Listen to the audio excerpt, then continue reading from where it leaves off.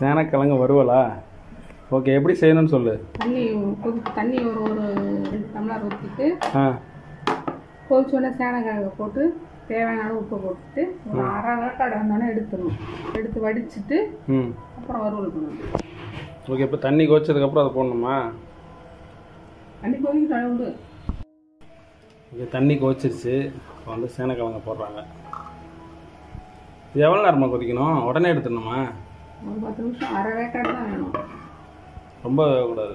எதுக்கு இப்படி செய்கிற? ஃபஸ்ட்டு வேவிக்கிற தனியாக கிழங்கு மட்டும் இது பண்ண அவ்வளோதான். அதில் ஒரு அரை வேக்காடு சீக்கிரமாக ஃப்ரை ஆகிடும். உப்பு இதிலே போட்டுடணுமா? என்ன போட்டுக்கலாம், போட்டுட்டு அப்புறம் வறுக்கிறப்ப மட்டும் அவர் போட்டு. கிழங்குலே தான் சத்தான கிழங்கு, சேனக்கிழங்கு. ஓகே, 10 நிமிஷம் அது வந்து கொதிக்கணுமா? அப்படி தான் அம்மா சொன்னாங்க. அதை ரொம்ப கொதிக்க விட்டுறக்கூடாது, அரை வேக்காடு. இங்கே அடுத்து புளி சாதம் செய்கிறாங்க. இது ஆக்சுவலாக அந்த புளி கரைசல் முன்னாடி செஞ்சுட்டாங்க. இது வந்து முன்னாடியே ஒரு 2 நாளைக்கு முன்னாடி செஞ்சது. அது திருப்பி இப்போ செய்கிறாங்க. அந்த புளி கரைசல் எப்பயுமே 2-3 நாளைக்கு அப்புறமா சாப்பிட்டா தான் இன்னும் டேஸ்ட்டாக இருக்கும். அதை தான் நாங்கள் இன்றைக்கி ருசிக்க போகிறோம். புளி சாதம், சேனக்கிழங்கு பொரியல். இது நல்லெண்ணெய் ஊற்றி தான் புளி சாதம். இது இந்த ஒர்க்கு பாருங்கள், அந்த கிரேவி இதில் கொஞ்சம் லைட்டாக சாதம் பட்டுருக்கு, கண்டுக்காதீங்க.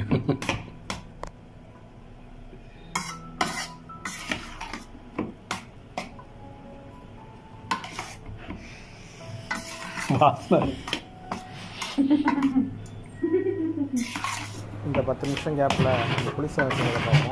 அவ்வளோதான், ரெடி ஆகிடுச்சு. 10 நிமிஷம் ஆகிடுச்சு. எப்படிம்மா சொல்கிறது? அரை வேக்காடுன்னு எடுத்து பார்க்கணுமா? எடுத்துட்டு பார்த்தனால தெரியும். எப்படி?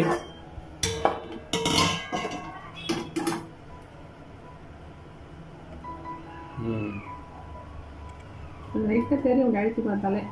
ரொம்ப வந்துருக்கக்கூடாது, லைட்டாக. அப்புறம் நீங்கள் ஃப்ரை பண்ணுறப்ப அப்படியே உடஞ்சி ஒரு சேனக்கிழங்கு. இப்போ வடிகட்டுமா?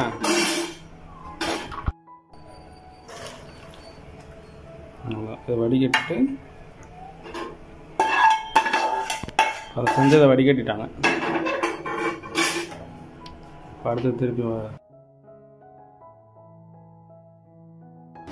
இடித்த பூண்டு,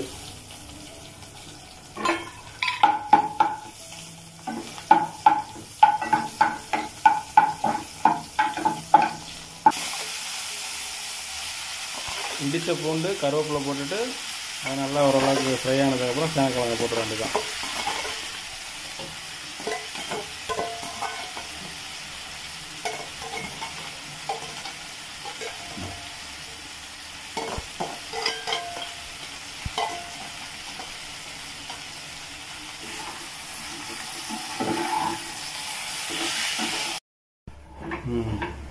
பாருங்கள், நல்லா ஃப்ரை ஆகிடுச்சு.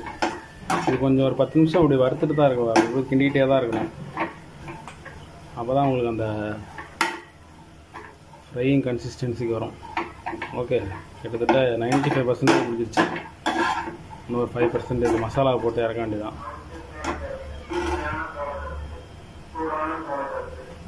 பாருங்கள், இந்த அளவுக்கு கொண்டு வந்துடும். அடுத்து வந்து தனி மிளகாத்தூளாமா?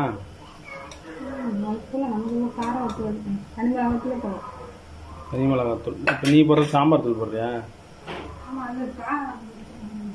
இல்லை, சாம்பார் தூள் இல்லைனா தனி மிளகாத்தூள், அது உங்கள் இஷ்டம், எது வேணால் போட்டுக்கலாம். நீங்கள் இது பெப்பர் தூள் கூட போட்டு செய்யலாம். போட்டேன், பத்தலைன்னா இன்னும் கொஞ்சமாக போட்டுருங்க. ஓகே,